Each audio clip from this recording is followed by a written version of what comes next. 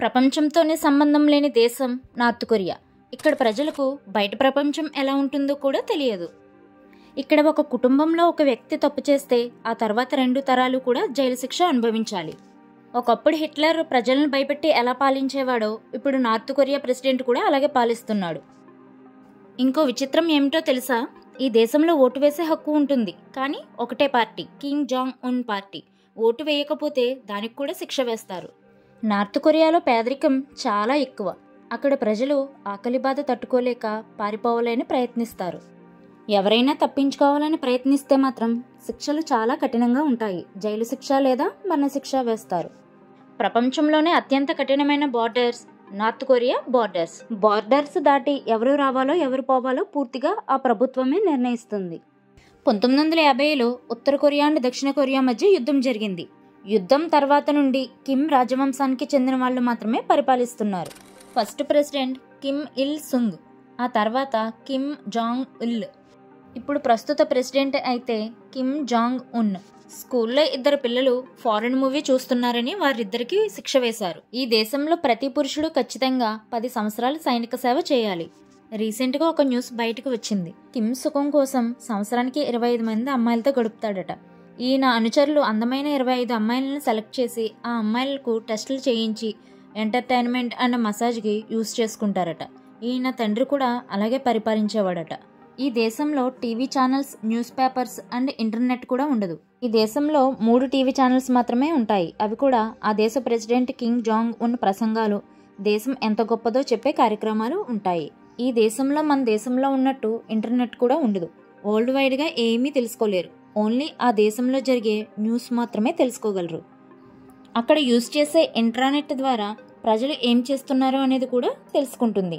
అంతా అక్కడ గవర్నమెంట్ కంట్రోల్లోనే ఉంటుంది. 2004లో నార్త్ కొరియా స్పెక్స్ అండ్ జీన్స్ను కూడా బ్యాన్ చేసింది. అక్కడ అమ్మాయిలు జీన్స్ వేసుకోకూడదు.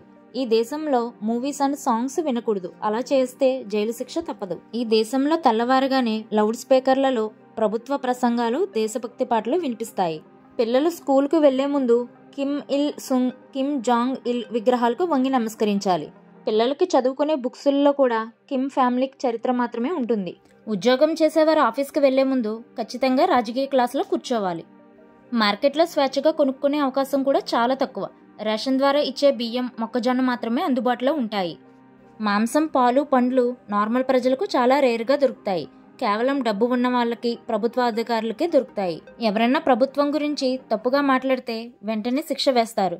ఆ మనిషి మళ్ళీ తిరిగి ఇంటికి వస్తాడో లేదో కూడా ఎవరికి తెలియదు.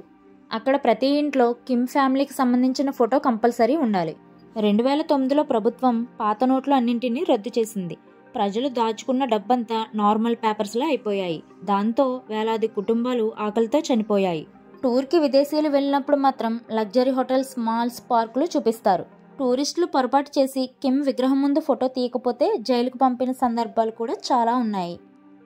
1994లో అమెరికన్ పర్యాటకుడు ప్రచారం వ్యతిరేక పుస్తకం తీసుకువచ్చాడని జైల్లో పెట్టారు.